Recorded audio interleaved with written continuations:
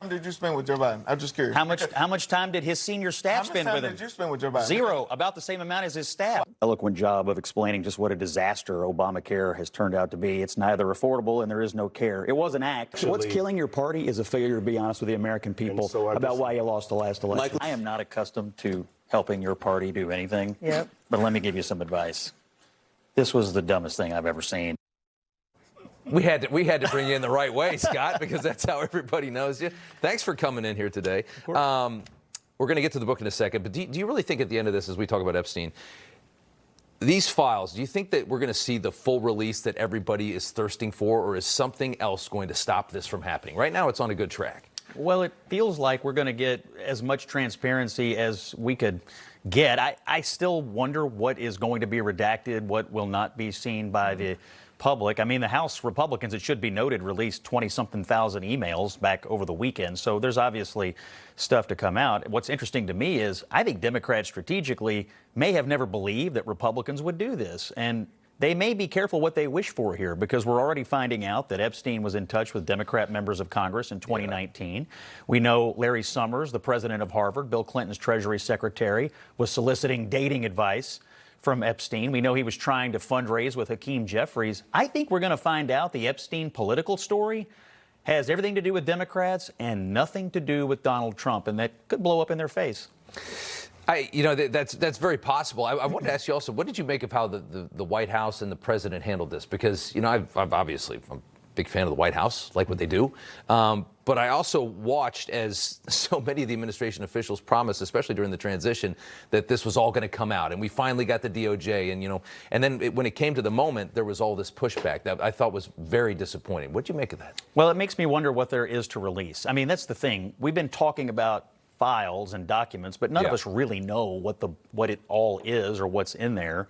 And so, look, I guess we'll find out soon enough. I also think the president rightly believes that Democrats were using this to try to weigh down, bog down, and tie him down. Right. And try to create a public narrative that he had something to do with it when he had nothing to do with it. And I think he's always resistant when Democrats are latching on to things. And I think it was, frankly, frustrating to him when Republicans seem to be helping Democrats do that. So I understand his frustration with it, because he's out here cutting peace deals, passing the big, beautiful bill, and all anybody in Washington wants to talk about is this thing. And I sensed a level of frustration in him. When they pulled the redaction last week with Virginia Giuffre, and you realized how disingenuous they were going to be with this, the first thing that went into my head is maybe he's fighting this because he knows there's going to be another 100 emails that they're going to play this game with and just torch him on. And I wondered if that was it. And obviously he knew Epstein. I mean, everybody says he's in the files. Of course he's in the file. Anybody that knew Epstein for years, that hung out with Epstein, that was in that Palm Beach crowd, that Mar-a-Lago crowd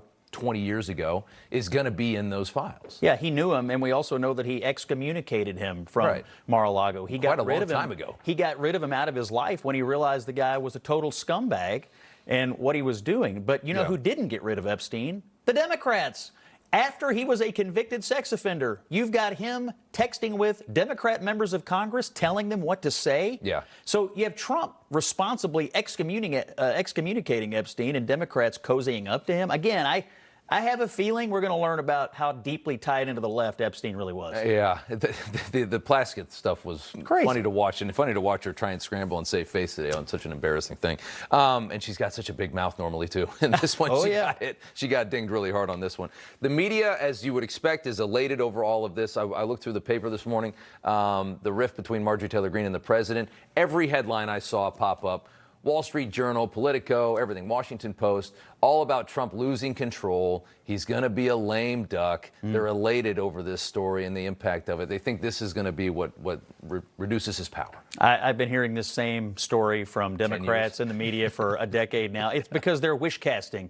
They can't take him down. They've never been able to stop him, so they're hoping that one of these times this wish comes true. I don't think it's going to come true. Look, I talked to the president. I was in the Oval Office last night.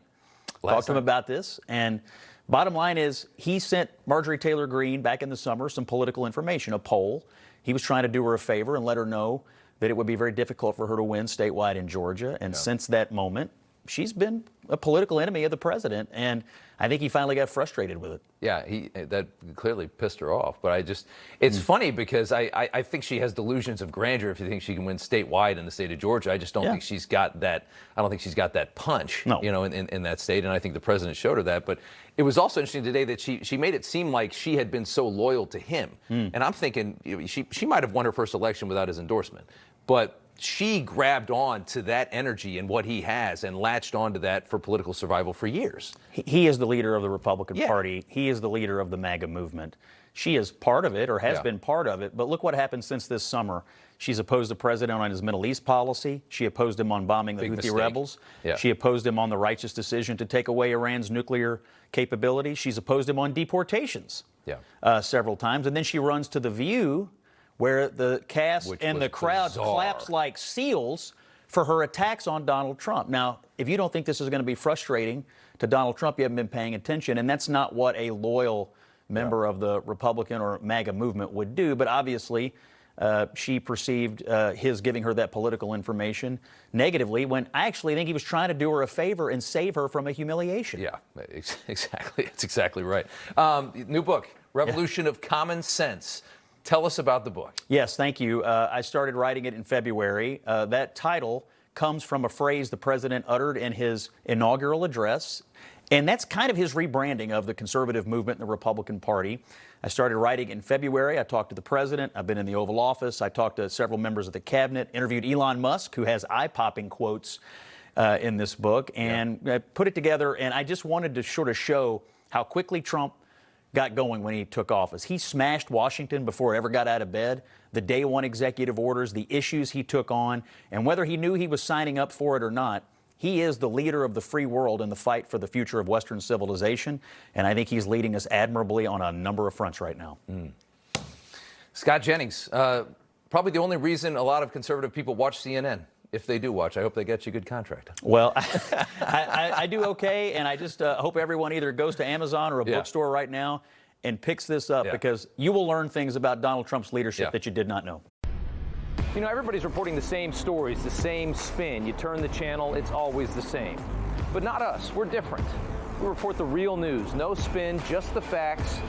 Turn to us, and you won't turn back. Tune in to Rob Schmitt tonight on Newsmax.